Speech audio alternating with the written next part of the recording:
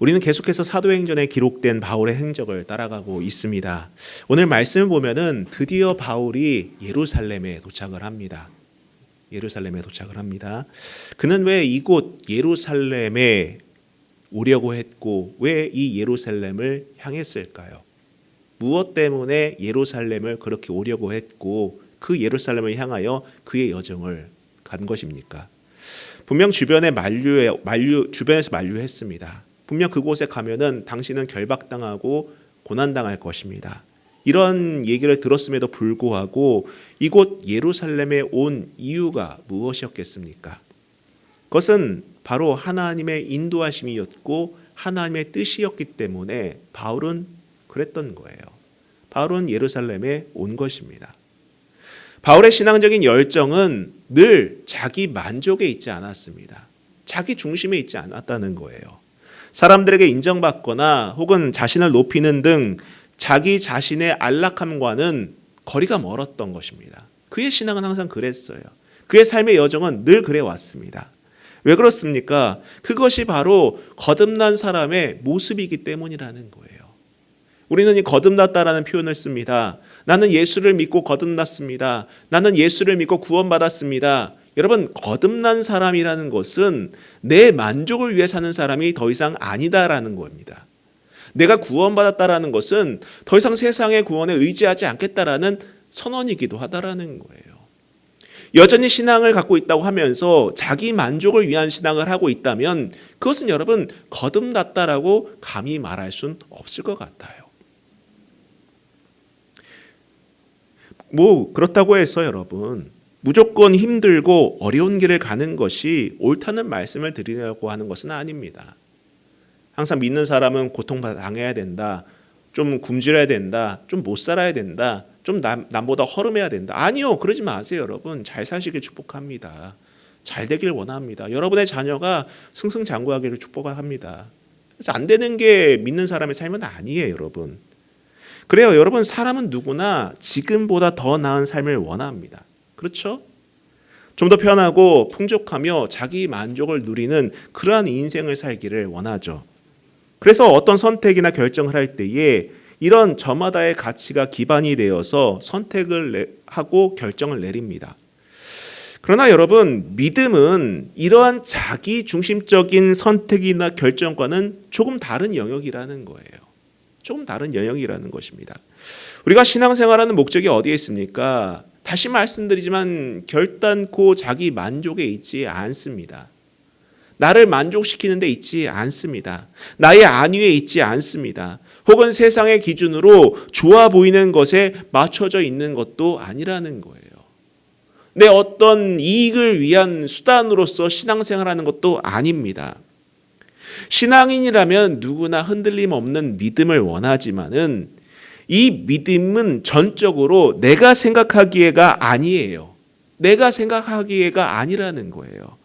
환경과는 상관없이 하나님의 인도하심에 순종함으로 드러나게 되어 있습니다. 그런 면에서 바울이 예루살렘에 도착한 모습은 오늘 우리가 흔들림 없는 믿음이 무엇인지를 보여주는 아주 좋은 예라고 할 수 있겠습니다. 여러분, 우리가 살아내야만 하는 인생도 마찬가지 아니겠습니까? 분명 원치 않는 길을 걸어가야 하는 그런 시기도 존재합니다. 그럴 때에 믿음을 가진 사람이라면은 나를 위한 것이 아니라 내 만족을 위한 것이 아니라 내 이익을 위한 것이 아니라 그 안에서도 하나님께서 내게 원하시는 것이 무엇인지를 묵상하고 그 뜻을 물으면서 순종하며 나아가는 것이야말로 믿음 있는 삶의 모습이다라고 하지 않겠습니까? 여러분, 믿음이 있는 사람이라면은 어려울 때마다 조바심을 내면서 내 생각이 앞서기보다는 좀 더 하나님의 음성에 귀를 기울이고 그분의 뜻에 순종할 수 있기를 축원합니다. 자, 그러면 예루살렘에 도착한 바울이 만난 사람은 누구였을까? 한번 보도록 하겠습니다. 자, 17절부터 보도록 하겠습니다. 예루살렘에 이르니 형제들이 우리를 기꺼이 영접하거늘 그 이튿날 바울이 우리와 함께 야고보에게로 들어가니 장로들도 다 있더라. 바울이 무난하고 하나님이 자기의 사역으로 말미암아 이방 가운데서 하신 일을 낱낱이 말하니. 자, 예루살렘에 도착하여서 바울은 믿음의 형제들, 다시 말해 그 예루살렘 교회 공동체 일원들을 만납니다.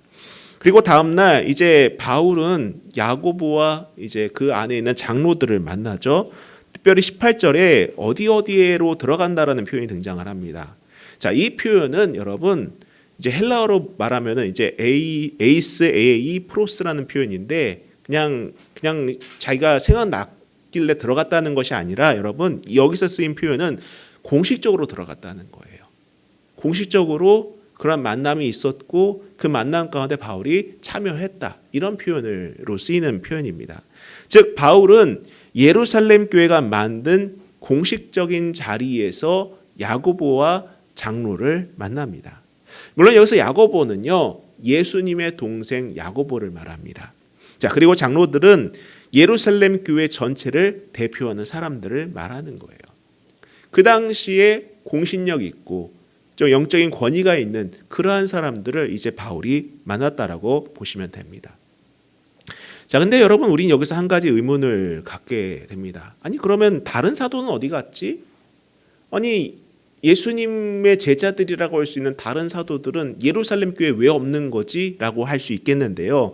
그들은 이미 복음을 전하기 위해서 온 세상으로 흩어졌어요. 그 떠난 시점이었던 것입니다. 다 흩어지고 복음 전하기 위해서 다 나간 그런 시점이었습니다. 여러분 복음은 엄밀히 말하자면은 교회 안에 머무는 것이 아니에요.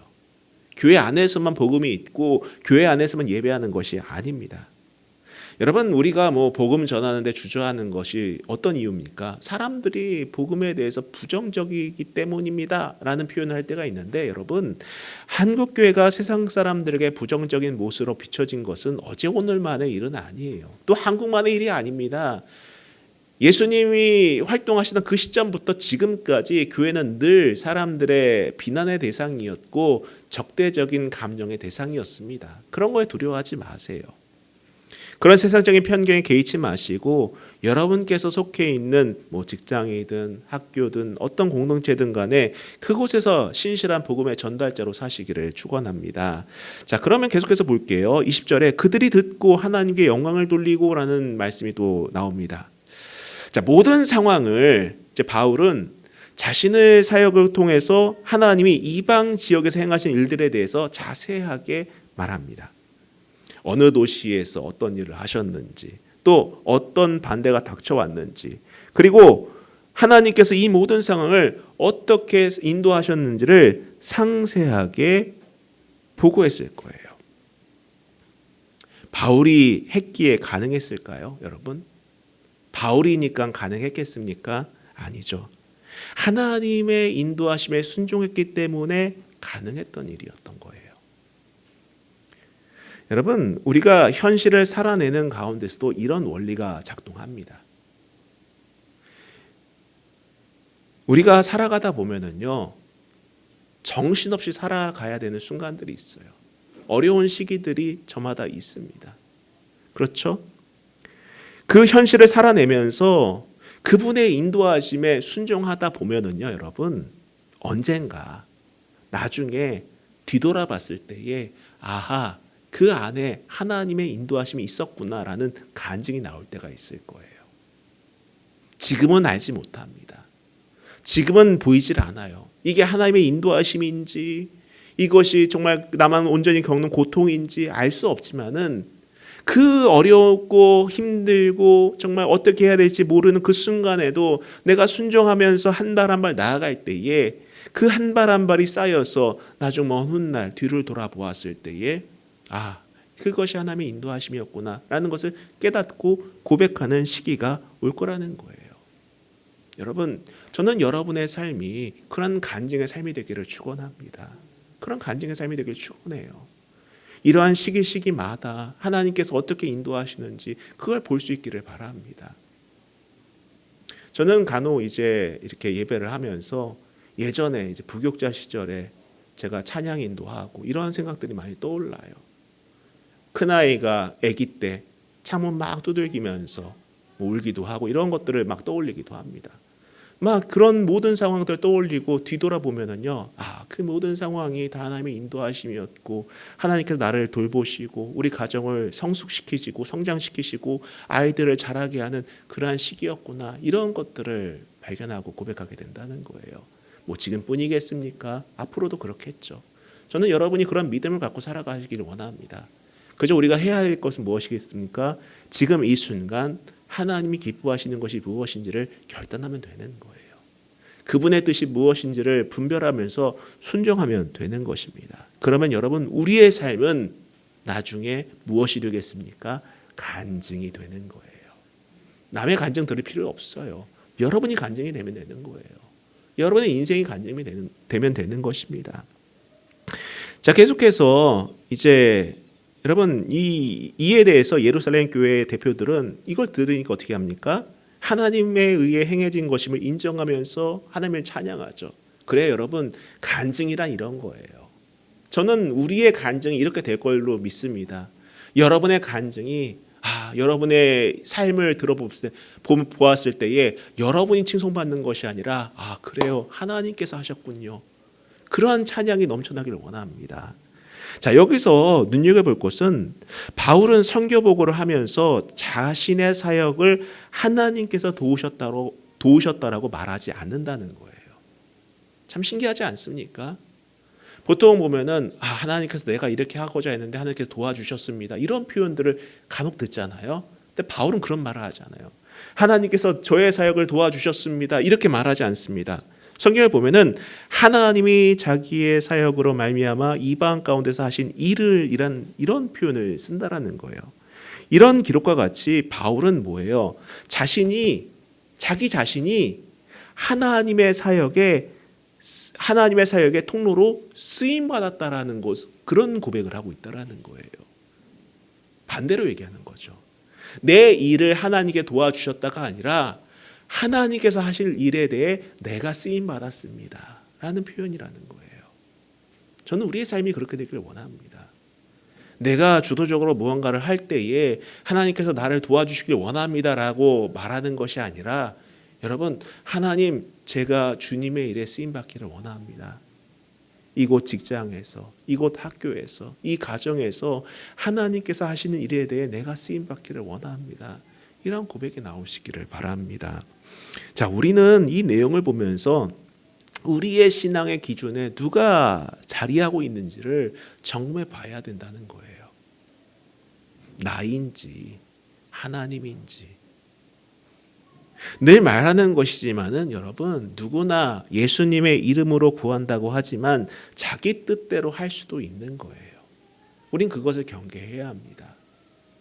그럴듯하게 예수님 이름은 붙이지만은 내가 원하는 것, 내가 욕망하는 것, 내가 바라는 이런 것만 원하면서 하나님을 돕는 수단으로 여기는 그러한 과오도 범할 수 있다는 거예요. 우리는 경계해야 합니다. 하나님의 일을 하다가도 그 일을 하고 있는 자신이 더 중요하게 여겨질 수도 있다는 것에 대해서 경계해야 합니다. 하나님을 위해 산다고 하다가도 오히려 자기 자신을 위해 사는 삶이 더 중요해질 수 있음을 경계해야 한다는 거예요. 여러분, 정말 믿음은 나를 위한 것이 아닙니다. 진정으로 하나님을 위한 삶을 살아내는 거예요. 여러분, 사람은 간혹 가다가 자기의 뜻을 하나님의 뜻인 양 착각할 수 있습니다. 자신의 정치적인 성향이나 개개인의 욕망을 그럴듯하게 하나님의 뜻으로 포장할 수 있는 과오를 누구나 범할 수 있어요. 한낱 사람의 뜻도 알 수 없는데 어떻게 함부로 하나님의 뜻을 말할 수 있겠습니까? 그래서 우리는 겸손해야 되는 거예요. 그래서 우리는 겸손해야 되는 것입니다. 늘 그분 뜻 앞에서 겸손해야 한다는 거예요. 19절의 말씀에서처럼 바울의 입장에서 이방 선교의 주연은 누구였습니까? 언제나 하나님이었습니다. 그는 하나님을 주연으로 놓고 그저 바울 자신은 뭐예요? 조연으로 뒤에서 조용히 그분의 일에 순종하면서 나아갔을 뿐이라고 늘 고백하고 그런 마음가짐으로 살았던 거예요. 이방 선교는 바울의 계획에 따라 된 것도 아니고 우연히 이루어진 것도 아니었습니다. 오래전부터 이방인들을 구원하시려고 하는 하나님의 계획이 바울을 통해 이루어진 것입니다. 그래서 예루살렘 교회 대표들이 하나님께 영광을 돌렸던 거예요. 저는 우리의 삶을 통해서 하나님만 드러나기를 축원합니다. 우리의 인생의 여정을 통해서 하나님 그분만이 드러날 수 있기를 축복합니다.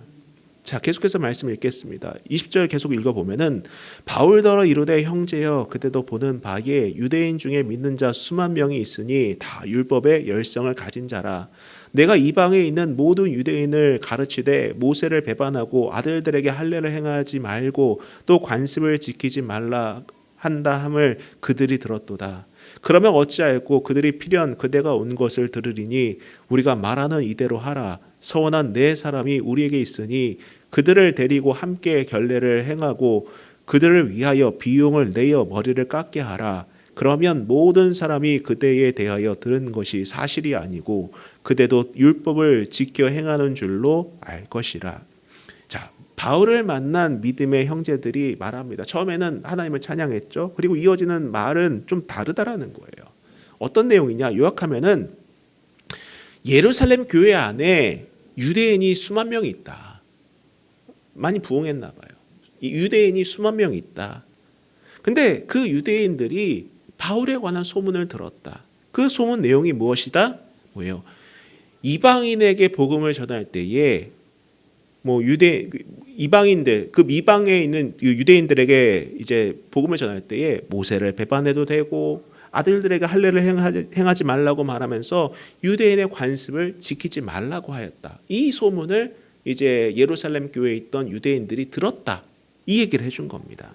그리고 이 때문에 유대인들이 분노하고 있다. 부글부글 끓고 있다. 이런 표현을 한 거예요. 근데 여러분 우리가 그동안 사도행전 읽어보셨지만은 바울이 그렇게 가르친 적 한 번도 없습니다. 그렇게 얘기한 적도 없어요. 바울은 언제나 할례나 율법을 통해서 사람이 의롭게 되는 것이 아니다. 그게 사람을 의롭게 하는 것이 아니다. 라고 하는 것이지 유대인의 전통은 늘 존중했습니다. 예를 들면은 바울은 유대인의 어머니 밑에서 자란 디모데에게 할례를 베풀기도 했어요. 바울은 실제로 그렇게 했습니다. 물론 이런 잘못된 소문은 바울을 시기하는 유대인들이 냈던 것은 분명합니다. 이걸 예루살렘 지도자들도 알고 있었을 거예요. 그런데 왜 이런 얘기를 했을까요? 우리는 여기서 두 가지를 좀 눈여겨볼 필요가 있습니다. 가장 먼저는 예루살렘 교회에도 문제가 있었구나라는 것을 알 수 있다는 거예요. 자, 20절을 보면은 교회가 성장했습니다.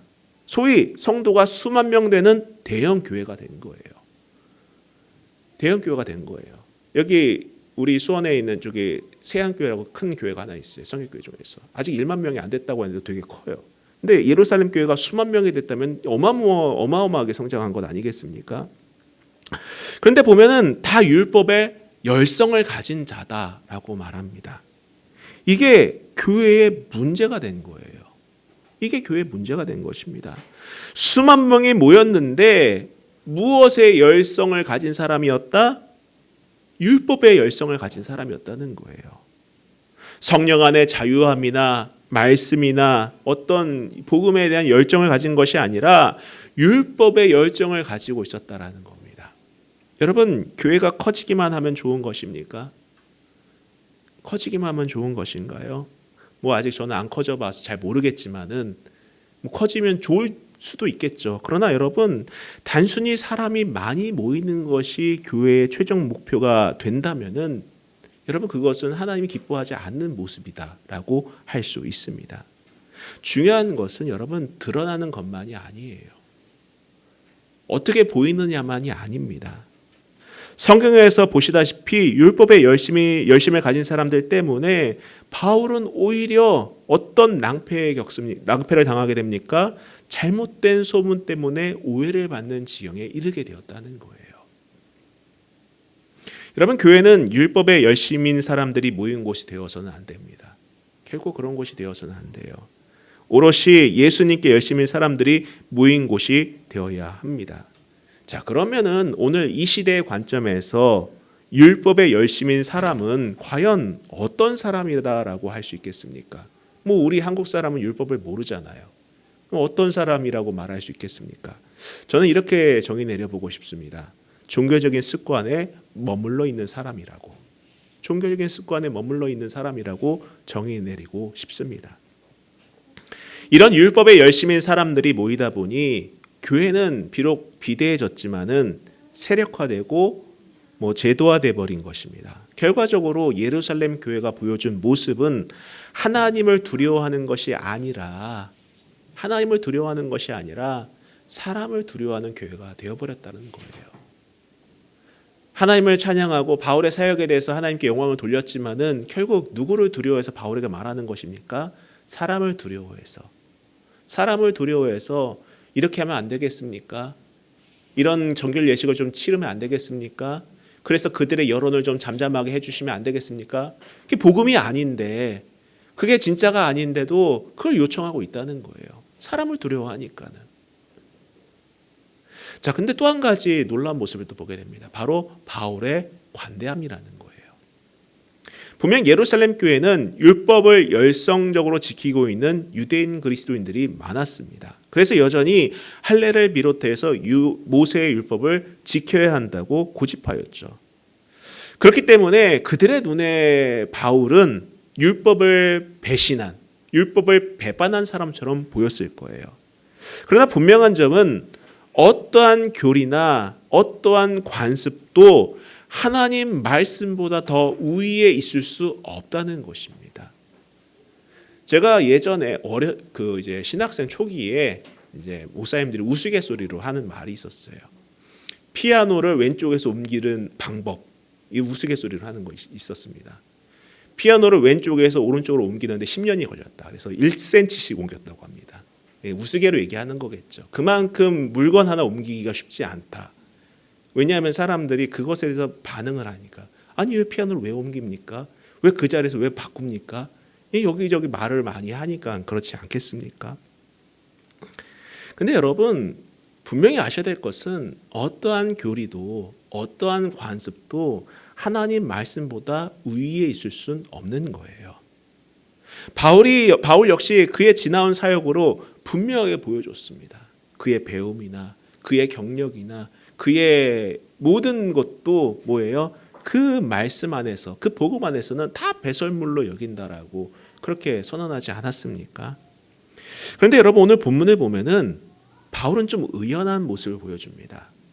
저 같으면 그럴 것 같아요. 아니 지금 무슨 말을 하는 겁니까? 복음이 중요한데, 말씀이 중요한데 그게 무엇이 중요하다고 그렇게 저한테 이런 말을 하십니까?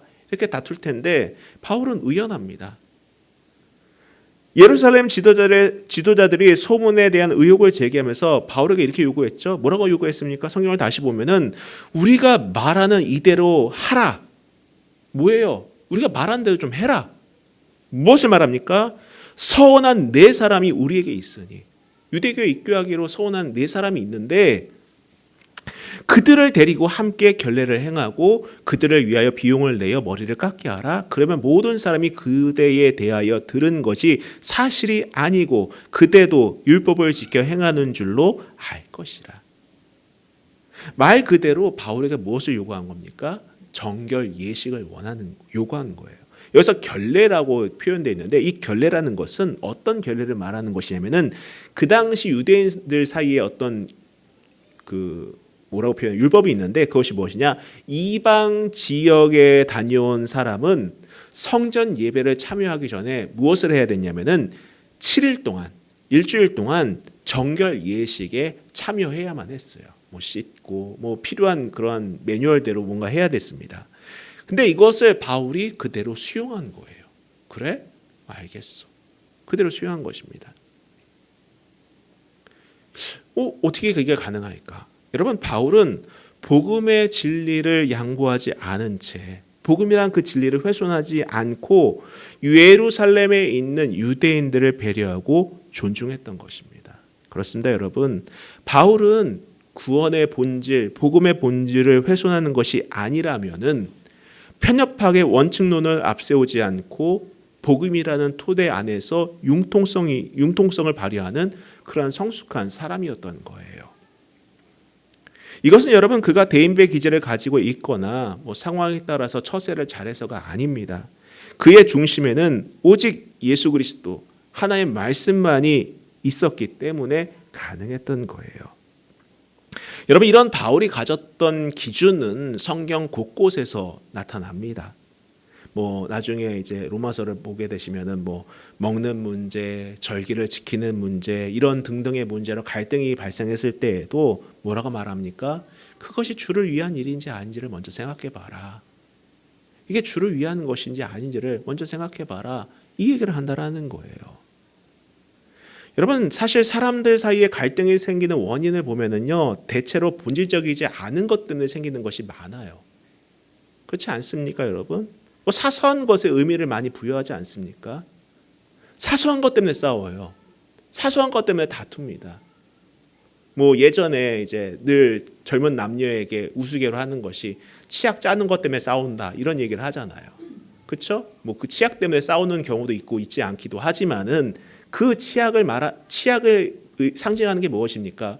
본질적이지 않은 것 때문에 싸운다는 거예요. 그게 뭔데? 그게 무엇인데? 그게 뭐가 중요한데? 사실 그렇지 않습니까? 치약이 다툴 만큼 중요한 문제입니까? 아니죠. 사랑보다 그게 앞섭니까? 가정의 평안보다 그 치약이 앞서는가요? 전혀 그렇지 않아요. 전혀 그렇지 않습니다. 교회 안에서도 마찬가지지 않겠습니까? 우리 교회 사업 같은 걸 하지 않습니다. 여전대회가 따로 존재해 갖고 어떤 사업을 하고 뭘 팔고 이러진 않아요. 앞으로도 그런 거 하고 싶진 않은데 그런 사업 같은 거 하면은 다투어요. 누가 얼마 했네, 누가 무엇을 했네 이런 것 때문에 다툰다라는 것입니다. 본질적이지 않은 것들, 중요하지 않은 것들 그런 것들 때문에 사소한 것 때문에 가족이 다투고 동료가 다투고 교회가 다툰다는 거예요. 근데 바울은 과감하게 버립니다. 중요하지 않은 부분에 대해서는 수용한다는 거예요. 복음을 훼손하는 것이 아니라면은 말씀을 훼손하는 것이 아니라면은 그냥 품어준다는 것입니다. 여러분 가족 간에도 또 동료 간에도 교회 안에도 그런 포용이 있기를 축원합니다. 중요하지 않은 것 때문에 싸우지 마세요. 정말 중요하지 않은 것들은 여러분 품어주세요. 나와 좀 다르다고 해서 왜 저러냐고 시비 털지 마시고 싸우지 마시고 다투지 마시고 품어주시기를 바랍니다. 비록 내게 어떤 행위를 할 수 있는 자유가 있다 하더라도 타인의 믿음, 타인의 감정, 타인을 사랑하는 그것을 고려하여서 자신의 행위를 절제한다면 그것이야말로 진정한 복음의 정신 아니겠습니까? 여러분, 뭘 안 먹는다고 해서, 뭘 하지 않는다고 해서, 뭘 갖고 가지 않는다고 해서 그런 것 때문에 여러분 너무 감정 상하지 마세요. 바울처럼 본질이 아닌 것은 다 과감하게 수용하고 품고 안아줄 수 있기를 축원합니다. 자, 그런데 계속해서 말씀을 보면은 바울의 이런 결정과는 전혀 다른 모양새를 보여줍니다. 자, 27절부터 보도록 하겠습니다. 그 이래가 거의 참에 아시아로부터 온 유대인들이 성전에서 바울을 보고 모든 무리를 충동하여 그를 붙들고 외치되 이스라엘 사람들아 도우라. 이 사람은 각처에서 우리 백성과 율법과 이곳을 비방하여 모든 사람을 가르치는 그 자인데 또 헬라인들을 데리고 성전에 들어가서 이 거룩한 곳을 더럽혔다 하니 이는 그들이 전에 예베소 사람 드로비모가 바울과 함께 시내에 있음을 보고 바울이 그를 성전에 데리고 들어간 줄로 생각함이러라. 온 성이 소동하여 백성에 달려와 모여 바울을 잡아 성전 밖으로 끌고 나가니 문들이 곧 닫히더라. 저는 여러분 이 30절의 성전이란 단어가 이 사도행전에서 마지막으로 나온 부분이에요. 여기서 마지막으로 나옵니다. 성전이라는 단어 자체가요. 안타깝게도 그 마지막을 장식하는 문장이 무엇입니까? 문이 닫히더라. 문들이 곧 닫히더라. 이거예요. 저는 개인적으로 이 표현이 상당히 상징적이다라고 보여집니다. 하나님을 예배해야 하는 장소, 또 모든 이들이 그곳에 모여 기도하고 사랑으로 화합해야 하는 그 장소에서 다툼이 일어나고 자기들만의 이념을 이념으로 누군가를 해하려고 하니 성전은 더 이상 성전이 아니게 되었다라고 해도 무방할 것 같아요. 결과적으로 어떻게 됩니까? 나중에 보면은요, 그 성전이 무너지죠. 허물어지지 않습니까? 망하지 않습니까, 여러분? 우리의 신앙의 문이 이런 성전문이 닫힌 것처럼 이념이나 성향에 따라서 닫히지 않기를 바랍니다. 닫히지 않기를 축원합니다. 신앙은요, 여러분 언제나 성별을 초월하고 이념이나 정치적인 성향을 넘어서는 것입니다. 결단코 하나님보다 내 감정이나 가치가 앞서서는 안 돼요. 이걸 꼭 기억하시기를 바랍니다. 그리고 이 성전, 이 거룩한 성전에서 끌려나가 폭력을 당하는 바울은 이때 어떤 생각을 했을까요? 성경엔 그가 어떤 말을 했는지 나와 있지는 않습니다. 어쩌면 일방적으로 그는 죄인 취급 당하면서 자신을 변론할 기회조차 얻지 못했을 수도 있었을 것 같아요. 여러분, 이처럼 복음을 위해 의로운 길을 가더라도 그 길에는 언제나 예상치 못하는 어려움이 닥칠 수 있습니다. 우리는 그것을 늘 생각해야 돼요. 이미 앞서 보셨다시피 예수님께서도 그러한 길을 걸어가셨고, 그리고 사도행전 초반에 등장한 스데반 지사님도 그러한 길을 걸어갔습니다. 여러분이 선한 일을 한다고 해서 존경만 받지는 않습니다. 때로는 여러분 핍박을 경험할 때도 있어요. 예수를 위해 희생해도 오해는 생길 수 있습니다. 때로는 변명할 기회조차 주어지지 않고 피해를 당할 수도 있을 거예요. 그런데 여러분, 이것이 바로 예수님의 경험이고 주님의 길을 가는 사람이 바울의 인생에서 배울 수 있는 교훈인 것입니다. 여러분이 걸어가는 그 길 속에서 믿음의 길을 걸어간다고 해서 여러분 늘 좋은 것만 기대하지 마세요. 반대로 어렵더라도 여러분 낙심하지 않기를 축원합니다. 힘들더라도 괴롭더라도 포기하지 않기를 부탁드립니다. 그러나 분명한 점은 그리스도인들의 삶에 이런 고통의 순간들만 있는 것이 아니라는 거예요. 또한 이러한 고통조차 의미 없는 시간이 아니라는 것입니다. 그게 믿음의 신비예요. 한번 보실까요? 31절부터 읽고 마치도록 하겠습니다. 그들이 그를 죽이려 할 때에 온 예루살렘이 요란하다는 소문이 군대의 천부장에게 들림에 그가 급히 군인들과 백부장들을 거느리고 달려 내려가니 그들이 천부장과 군인들을 보고 바울치기를 그치는지라.